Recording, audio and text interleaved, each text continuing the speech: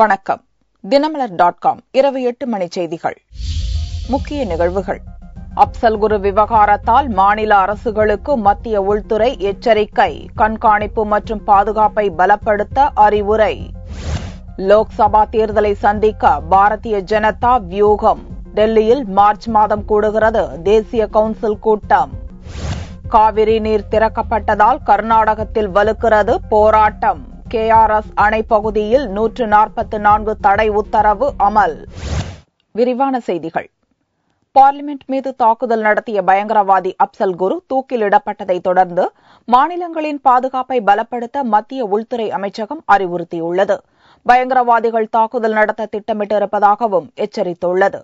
இந்திய பார்லிமென்ட் மீது தாக்குதல் நடத்திய பயங்கரவாதி அப்சல் குரு சனிக்கிழமை அன்று தூக்கிலிடப்பட்டார். இதனால் காஷ்மீர் மாநிலத்தில் ஊரடங்கு உத்தரவு பிறப்பிக்கப்பட்டுள்ளது. இந்நிலையில் நாட்டின் இதர மாநிலங்களில் அசம்பாவிதங்களை தடுக்கும் வகையில் போலீசார் கண்காணிப்பில் ஈடுபடும்படியும் பாதுகாப்பை பலப்படுத்தும்படியும் சட்டம் ஒழுங்கை பராமரிக்கும்படியும் மத்திய உள்துறை அமைச்சகம் அனைத்து மாநில அரசையும் அறிவுறுத்தியுள்ளது. அப்சல் குரு தூக்கிலிடப்பட்டதை கண்டித்து லஷ்கர் இ தொய்பா பயங்கர அமைப்பினர் இந்தியாவின் முக்கிய நகரங்களில் தாக்குதல் நடத்தப்போவதாக மிரட்டல் விடுத்துள்ளதாக உளவுத்துறை எச்சரித்துள்ளது. இதைத் தொடர்ந்து மத்திய அரசு மாநில அரசுகளை விழிப்போடு செயல்பட அறிவுறுத்தியுள்ளதாக தகவல்கள் தெரிவிக்கின்றன. அப்சல் குரு பிறந்த காஷ்மீர் மாநிலத்தில் தொடர்ந்து 2வது நாளாக ஊரடங்கு உத்தரவு நீடித்தது. திங்கட்கிழமை வரை இந்நிலை நீடிக்கும் என்று அறிவிக்கப்பட்டுள்ளது. இந்திய பார்லிமென்ட் மீது தாக்குதல் நடத்திய பயங்கரவாதி அப்சல் குரு சனிக்கிழமை காலை திகார் சிறையில் தூக்கிலிடப்பட்டார். இதனால் அப்சல் குருவின் சொந்த மாநிலமான காஷ்மீரில் பதட்டம், வன்முறை நிகழும் என்ற நோக்கில் முன்னெச்சரிக்கையாக ஊரடங்கு உத்தரவு பிறப்பிக்கப்பட்டது. இந்த தடை உத்தரவு 2வது நாளாக ஞாயிற்றுக்கிழமையும் நீடித்தது. காஷ்மீரின் 10 மாவட்டங்களில் தடை உத்தரவு பிறப்பிக்கப்பட்டது. அப்சல் குரு தூக்கு தண்டனைக்கு எதிராக ஒரு சில போராட்டங்களை தவிர பெரிய வன்முறை எதுவும் இதுவரை நடக்கவில்லை. அப்சல் குருவின் சொந்த ஊரான சோபோரில் காஷ்மீர் முஸ்லிம்கள் நடத்திய போராட்டத்தின் போது 23 போலீசார் உட்பட 36 பேர் காயமடைந்தனர். இதையடுத்து சோப்போர், பாரமுல்லா பகுதியில் பலத்த போலீஸ் பாதுகாப்பு போடப்பட்டது.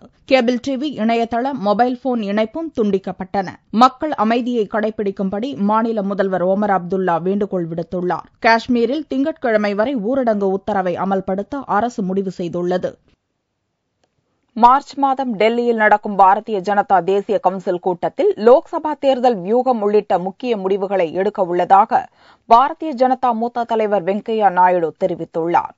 ஆந்திர மாநில தலைநகர் ஹைதராபாத்தில் பாரதிய ஜனதா கட்சி அலுவலகத்தில் அக்கட்சியின் மூத்த தலைவர் வெங்கையா நாயுடு செய்தியாளர்களை சந்தித்தார். மத்திய அரசு லோக்சபாவுக்கு முன்கூட்டியே தேர்தல் நடத்த திட்டமிட்டிருப்பதாகவும் அதை எதிர்கொள்ள பாரதிய ஜனதா தயாராக இருப்பதாகவும் கூறினார். வரும் லோக்சபா தேர்தலில் காங்கிரஸை மக்கள் வெளியேற்றுவர் என்று கூறிய வெங்கையா நாயுடு பாரதிய ஜனதாவின் தேசிய கவுன்சில் கூட்டம் மார்ச் 2 மற்றும் 3ஆம் தேதிகளில் டெல்லியில் நடக்கிறது என்றும் கூறினார். The BJP National Council meeting is due to be held on March 2nd and 3rd at Delhi. One day before that there will be National Executive meeting. The National Council will discuss about the present political situation and also discuss about the strategy if at all there is an early election, and also decide about various programs to be taken up to corner this government on its anti-people policies. இக்கூட்டத்தில் பிரதமர் வேட்பாளர் அறிவிக்கப்படுவார் என்று தெரிவித்த வெங்கையா நாயுடு வரும் லோக்சபா தேர்தலில் பாரதிய ஜனதா கட்சி தென்னிந்தியாவில் அதிக கவனம் செலுத்தும் என்றும் தெரிவித்தார். தமிழகத்திற்கு காவிரி நீர் திறந்து விடுவதை கண்டித்து கர்நாடகாவில் போராட்டம் வலுத்துள்ளதால் KRS அணை பகுதியில் 144 தடை உத்தரவு அமல்படுத்தப்பட்டுள்ளது. இது தொடர்பாக ஜனாதிபதி பிரதமரை சந்தித்து முறையிடப் போவதாக கர்நாடக ஜனதா கட்சி தலைவர் எடியூரப்பா தெரிவித்தார்.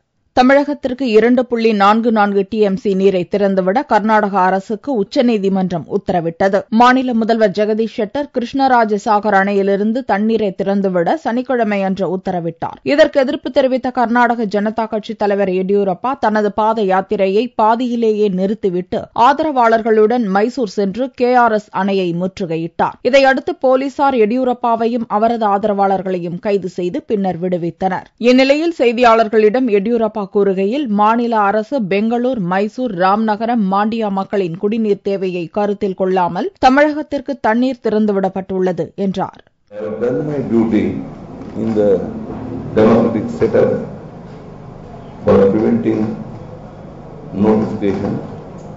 and stop further release of water. But our state government released the water without considering the importance of drinking water to Mysore, Mandya, Bangalore and Ramanagara. That's why I have stopped the Padayatra and also made attempt to stop the water, but I could not do so. Kaveri பிரச்சினையில் பிரதமர் ஜனாதிபதி தலையிட்டு கர்நாடகாவுக்கு உதவ வேண்டும் என்றும் எடியூரப்பா கோரிக்கை விடுத்தார். That's why I am going to meet Prime Minister and also President of India to give all the details to the President of India to interfere in this matter and help us. இந்நிலையில் KRS அணை பகுதியில் 144 தடை உத்தரவு பிறப்பிக்கப்பட்டுள்ளது.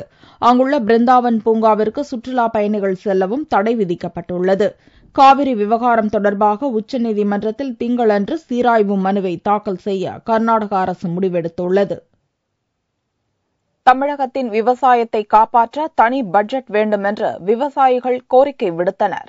தமிழகத்தில் கடந்த 2004ஆம் ஆண்டின் கணக்கெடுப்புப்படி 52.44 லட்சம் ஹெக்டேர் விவசாய நிலப்பரப்பு 2009-2010 45 லட்சமாக சுருங்கிவிட்டது. இதில் மானாவாரி விவசாயம் பெரும் பகுதி குறைந்து பெயரளவிலேயே நடக்கிறது. கோவை மாவட்டத்தில் மட்டும் 6 லட்சம் ஏக்கரில் நடந்த விவசாயம் தற்போது 4 லட்சம் ஏக்கரில் மட்டுமே நடப்பதாக வேளாண் துறை நிர்வாகம் கணக்கெடுத்துள்ளது. இந்நிலையில் மாவட்டந்தோறும் உள்ள முன்னணி விவசாயிகள் தலைமையில் நீர்வளம், நிலவளம், தட்ப வெப்பநிலை, பருவகால சூழலில் என்ன விவசாயம் செய்யலாம் என்பது குறித்து விரிவான ஆலோசனை செய்து அதற்கேற்ப மானியங்கள் வழங்கினால் விளை நிலங்கள் காப்பாற்றப்படும். அதற்கு ஒரே தீர்வு தமிழகத்தில் விவசாயத்திற்கென தனி பட்ஜெட் போட வேண்டும் என்று விவசாயிகள் கோரிக்கை விடுத்துள்ளனர். நிதிநிலை அறிக்கை தயார் செய்கிற பொழுது பல்வேறு நிபுணர்களோடு கலந்து ஆய்வு செய்து அதற்கு பிறகுதான் அரசு பட்ஜெட்டை தயார் செய்கிறது. ஆனால் விவசாயிகளிடத்தில் அந்த கருத்துவே கேட்பதில்லை. நிதி ஒதுக்குற பொழுது அந்த அரசுல ஒரு குறிப்பிட்ட ஒரு மானியம் வழங்குவது என்று சொன்னால் எல்லா மாவட்டத்துகளுக்கும் ஒரே மாதிரியாக வழங்குகிறார்கள். அதனால் அந்த குறிப்பிட்ட மாவட்டம் மட்டுமே பயனடையும், மற்ற மாவட்டங்கள் பயனடையாமல் போகிறது. இந்த விவசாயம் குறைவதற்கு அதுவும் ஒரு முக்கிய காரணமாக எங்களுக்கு தெரிகிறது. மார்ச் 2013 தமிழக அரசு பொது பட்ஜெட்டில் விவசாயத்திற்கென தனியாக நிதி ஒதுக்கி உணவு தேவையை பூர்த்தி செய்ய பசுமை புரட்சி திட்டம் முழுமை பெற முயற்சிக்க வேண்டும் என்பதே விவசாயிகளின் ஒருமித்த கோரிக்கையாக உள்ளது. வறட்சி மற்றும் மழைக்காலங்களுக்கு ஏற்ப வளரும் நெல் ரகத்தை கண்டுபிடிக்கும் முயற்சியில் தமிழ்நாடு வேளாண் பல்கலைக்கழகம் ஈடுபட்டுள்ளதை பலரும் வரவேற்றுள்ளனர். தமிழகத்தில் 2 பங்கு அளவிற்கு நெல் சாகுபடி மேற்கொள்ளப்படுகிறது. பருவநிலை மாற்றத்தால் தமிழகத்தில் விவசாயத்துறை கடுமையாக பாதித்துள்ளது. இந்நிலையில் நெல் தேவையை கருதி வேளாண் விஞ்ஞானிகள் குறைந்த அளவு நீரில் அதிக உற்பத்தி தரும் நெல் ரகம், குறைந்த உரச்செலவில் அதிக வருமானம் தரும் நெல் ரகம் உள்ளிட்டவை குறித்த ஆராய்ச்சிகளை மேற்கொண்டு வருகின்றனர். அதன் ஒரு பகுதியாக கோவை வேளாண் பல்கலைக்கழக நெல் இனவிருத்தி மையத்தில் வறட்சி மற்றும் அதிக மழைப்பொழிவை தாங்கி வளரக்கூடிய நெல் ரகத்தை கண்டுபிடிக்கும் தேசிய அளவிலான ஆராய்ச்சி திட்டம் மேற்கொள்ளப்பட்டுள்ளது. இந்த ரக நெல் ஆராய்ச்சி வெற்றி பெறும் சூழலில் உள்ளது. இந்த திட்டம் பயன்பாட்டுக்கு வந்தால் வறட்சி மற்றும் மழைக்காலங்களிலும் கூட நெல் உற்பத்தியை அதிகரிக்க முடியும் என்று வேளாண் பல்கலைக்கழக நெல்துறை தலைவர் ராபின் தெரிவித்தார். இதுல பல விதமான நெல் ஆராய்ச்சிகள் மேற்கொள்ளப்பட்டு வருகின்றன. அதுல முக்கியமா பார்த்தோம்னு சொல்லியாச்சுன்னா வறட்சி மற்றும் வெள்ளத்தை தாங்கக்கூடிய ரகங்களை கண்டுபிடிக்கிற இப்ப முக்கியமா முடுக்கி விட்டுருக்கிறோம் இந்த ஆராய்ச்சியை. காரணம் பார்த்தோம்னு சொல்லியாச்சுன்னா கிளைமேட் சேஞ்ச், இந்த தட்பவெப்பநிலை மாற்றம்னால இப்ப நமக்கு எதிர்பாராத நேரத்தில் வெள்ளம் வர்றதுக்கு வாய்ப்பு இருக்கு, எதிர்பாராத நேரத்தில் வறட்சி வர்றதுக்கும் வாய்ப்பு இருக்குது. அந்த மாதிரி காரணங்கள் இருக்கிறதுனால வரக்கூடிய காலங்களில் இனிமே நமக்கு நெல் சாகுபடியில் வறட்சியும் வெள்ளம் வரும் அப்படிங்கிறது இப்போ நமக்கு தென்படுறதுனால நாங்கள் ஆராய்ச்சியில் முக்கியமாக வறட்சி தாங்கி ரகங்கள், அதே சமயம் வெள்ளத்தை தாங்கி வளரக்கூடிய ரகங்களை கண்டுபிடிக்கிறத இப்போ பண்ணிக்கிட்டு இருக்கிறோம். தமிழகத்தில் நிலவும் பருவநிலை மாற்றத்தில் இதுபோன்ற வறட்சி கால நெல் பயிர் கண்டுபிடிக்கும் முயற்சியை விவசாயிகள் வரவேற்றுள்ளனர். தை அமாவாசையை முன்னிட்டு அலகாபாத் கும்பமேளாவில் 3 கோடிக்கும் மேற்பட்ட பக்தர்கள் முக்கூடலில் புனித நீராடினர். உத்தரப்பிரதேச மாநிலம் அலகாபாத்தில் கங்கை, யமுனை, சரஸ்வதி கூடும் திரிவேணி சங்கமத்தில் ஜனவரி மாதம் தொடங்கி கும்பமேளா நிகழ்ச்சி நடந்து வருகிறது. இந்நிகழ்ச்சியில் தை அமாவாசை அன்று 3 கோடிக்கும் மேற்பட்ட பக்தர்கள் கலந்து கொண்டு திரிவேணி சங்கமத்தில் புனித நீராடினர். சூரியன், சந்திரன் சேரும் இந்நாளில் புனித நீராடினால் உடலில் நோய் எதிர்ப்பு சக்தி அதிகரிக்கும் என்பது நம்பிக்கையாக உள்ளது. मौनी अमावस्या के दिन सूर्य और चंद्रमा का मिलन होता है। जब सूर्य चंद्रमा आपस में मिलते हैं तो एक प्राणदायिनी शक्ति, एक प्राणदायिनी ऊर्जा संगम के जल पे विसर्जित होती है। उसमें स्नान करने से व्यक्ति का इम्यून सिस्टम यानी कि रोग प्रतिरोधक क्षमता का विकास होता है। அப்சல் குரு தூக்கிலிடப்பட்டு பதற்றம் நிலவுவதால் கும்பமேளா நிகழ்ச்சியில் பலத்த போலீஸ் பாதுகாப்பு போடப்பட்டிருந்தது. ஆங்காங்கே கேமராக்களை பொருத்தி மக்கள் நடமாட்டத்தை போலீசார் கண்காணித்தனர். திருச்சி துறையூரில் பூட்டப்பட்டிருந்த நகைக்கடையின் பின்பக்க கதவை உடைத்து 2.5 கோடி ரூபாய் மதிப்புள்ள நகைகள் கொள்ளையடிக்கப்பட்டுள்ளன. திருச்சி மாவட்டம் துறையூர் பெரிய கடை வீதியில் கிருஷ்ணா நகைக்கடை உள்ளது. இக்கடையின் உரிமையாளர் சத்யநாராயணலு சனிக்கிழமை இரவு வழக்கம் போல நகைக்கடையை பூட்டிவிட்டு கடையின் பின்புறம் உள்ள தனது வீட்டிற்கு சென்று விட்டார். ஞாயிற்றுக்கிழமை காலை நகைக்கடையை திறந்தபோது அங்கிருந்த நகைகள், வெள்ளிப் பொருட்கள் அனைத்தும் காணாமல் போனதோடு கடையின் பின்பக்க கதவு உடைக்கப்பட்டிருந்தது. இதைக் கண்டு அதிர்ச்சி அடைந்த சத்யநாராயணலு துறையூர் காவல் நிலையத்தில் புகார் அளித்தார். சம்பவ இடத்திற்கு வந்த பெரம்பலூர் மாவட்ட எஸ்பியும் திருச்சி மாவட்ட பொறுப்பு எஸ்பியுமான ராஜசேகர் தலைமையில் போலீசார் ஆய்வு செய்து தீவிர விசாரணை மேற்கொண்டு வருகின்றனர். 5 கிலோ தங்க நகைகள், 15 கிலோ வெள்ளிப் பொருட்கள் கொள்ளையடிக்கப்பட்டுள்ளது. கொள்ளையடிக்கப்பட்ட நகையின் மதிப்பு மட்டும் 2.5 கோடி ரூபாய் பெருமானது என்பது குறிப்பிடத்தக்கது. கடல் வழியாக ஊடுருவும் பயங்கரவாதிகளை பிடிப்பது தொடர்பான ஒத்திகை நிகழ்ச்சி மண்டபம் கடல் பகுதியில் கடலோர காவல் படையால் நடத்தப்பட்டது. இந்திய கடலோர காவல்படை துவக்கப்பட்டதை கொண்டாடும் வகையில் மண்டபம் கடலோர காவல்படை வீரர்களால் ஒத்திகை நிகழ்ச்சி நடத்தப்பட்டது. இந்நிகழ்ச்சியில் கடற்கரை மணற்பரப்பிலும் கடலுக்குள்ளும் செல்லக்கூடிய ஹோவர் கிராப்ட் கப்பலில் கடலோர காவல்படை வீரர்கள் துப்பாக்கியுடன் பாதுகாப்பு பணியில் ஈடுபடுவதை நடத்தி காட்டினர். கடல் வழியாக ஊடுருவிய பயங்கரவாதிகளை துப்பாக்கி முனையில் மடக்குவது, அவர்களை கைது செய்வது, கடலோர பகுதிகளை கண்காணிப்பது, கடல் வளத்தை பாதுகாப்பது போன்ற பல்வேறு நிகழ்ச்சிகளும் நடத்தி காட்டப்பட்டன. அப்பகுதி பொதுமக்களையும் கப்பலில் கடலுக்குள் அழைத்துச் சென்று கடலோர காவல்படை வீரர்கள் எவ்வாறு செயல்படுகின்றனர் என்று விளக்கம் அளிக்கப்பட்டது. The Indian Coast Guard is also responsible for maintaining coastal security. The Indian Coast Guard Station Mandapam, the hovercrafts here have been continuously patrolling these areas in the daytime and the night time, and the coast is being closely monitored by all activities which is happening here. கடலோர பாதுகாப்பு குறித்து சென்னை முதல் கன்னியாகுமரி வரையிலான 13 கடலோர மாவட்டங்களில் பொதுமக்களிடையே விழிப்புணர்வு ஏற்படுத்தும் சைக்கிள் பேரணி சென்னையிலிருந்து சனிக்கிழமை இரவு நாகப்பட்டினம் வந்தடைந்தது. இப்பேரணியில் கடலோர காவல்படையின் ஏடிஜிபி சைலேந்திரபாபு கலந்து கொண்டு கடலோர கிராமங்களுக்கு சென்று மீனவர்களிடம் கடலில் ஆபத்துக்கள் ஏற்படும் போது செய்ய வேண்டிய நடவடிக்கைகள் குறித்து எடுத்துக் கூறினார். திருவள்ளுவர் திருவிழாவை முன்னிட்டு சென்னை மயிலாப்பூரில் பால்குட ஊர்வலம் நடந்தது.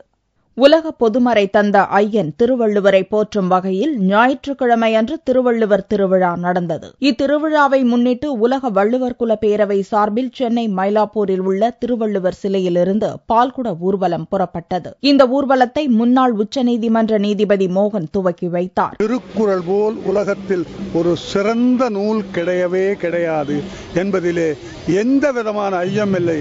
அதை தீர்ப்பாகவே நான் கூறுகின்றேன். ஏனென்றால் தமிழர் வாழ்விற்கும் தமிழர் தலைக்கும் நோக்கத்திற்கும் உறுதுணையாக இருக்கின்ற ஒரு சிறந்த நூல் திருக்குறள் என்பதிலே எந்த விதமான ஐயமில்லை. திருவள்ளுவர் சிலையிலிருந்து திருவள்ளுவர் பிறந்த இடமாக கூறப்படும் திருவள்ளுவர் திருக்கோவிலுக்கு பால்குட ஊர்வலம் சென்றடைந்த பின்னர் திருவள்ளுவர் வாசுகிக்கு சிறப்பு பூஜைகள் நடத்தப்பட்டன.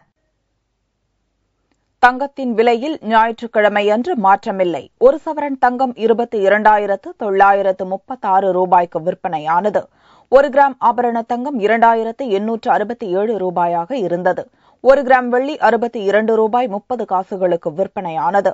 பார் வெள்ளியின் விலை 58,205 ரூபாயாக இருந்தது. மரச்சாமான்கள் விலை உயர்வாலும் அரசின் போதிய ஆதரவு இல்லாததாலும் வாரணாசியில் பொம்மை தொழில் அழிந்து வருகிறது. உத்தரப்பிரதேச மாநிலம் வாரணாசி நாட்டின் முக்தி ஸ்தலம் என்று பெயர் பெற்றது. பல்வேறு வகையான பொம்மைகள் தயாரித்து நாட்டின் பல பகுதிகளுக்கு விநியோகிப்பதிலும் முக்கிய பங்கு வகிக்கிறது. இங்கு தயாரிக்கப்படும் மரத்தாலான கை பொம்மைகளுக்கு வரலாற்று பெருமை உண்டு. ஆனால் தற்போது மரவேலை செய்யும் தொழிலாளர்கள் பரிதாப நிலைக்கு தள்ளப்பட்டுள்ளனர். இவர்களின் பொம்மை தொழில் சரிய தொடங்கியுள்ளது. மரச்சாமான்கள் தொடர்ந்து விலை உயர்வை சந்தித்து வருவதால் தங்கள் தொழிலை தொடர முடியவில்லை என்று கவலை தெரிவிக்கின்றனர் தொழிலாளர்கள். அரசியல் தலைவர்கள் பொம்மை தொழிலுக்கு புத்துயிர் தருவதாக பொய்யான வாக்குறுதிகளை அளிக்கின்றனர் என்றும் குற்றம் சாட்டுகின்றனர். चुनाव आ गया, नेता लोग आते हैं, आश्वासन देते हैं कि आपको लकड़ी दिलाएंगे, सस्ते रेट में दिलाएंगे, सरकारी दर पे दिलाएंगे, चपड़ा दिलाएंगे सस्ते, लेकिन आते हैं चुनाव खत्म हो जाता है, लोग भुला जाते हैं. காசி மரபொம்மைகளின் மதிப்பு சந்தை மதிப்பை மெல்ல இழந்து வருவதாகவும் தற்போது 600 தொழிலாளர்கள் மட்டுமே பொம்மை செய்யும் வேலையில் ஈடுபட்டுள்ளதாகவும் கூறப்படுகிறது. சீன உற்பத்தி பொம்மைகள் அதிக அளவில் சந்தைக்கு வந்துவிட்டதால் மரபொம்மைகள் மவுசு இழந்துவிட்டன. அரசு முயற்சி மேற்கொண்டு பொம்மை தொழிலை பாதுகாக்காவிட்டால் இந்த தொழில் அழிந்துவிடும் என்றும் தொழிலாளர்கள் கவலை தெரிவிக்கின்றனர். மீண்டும் செய்திகள் இந்திய நேரப்படி திங்கட்கிழமை மாலை 4 மணிக்கு. வணக்கம்.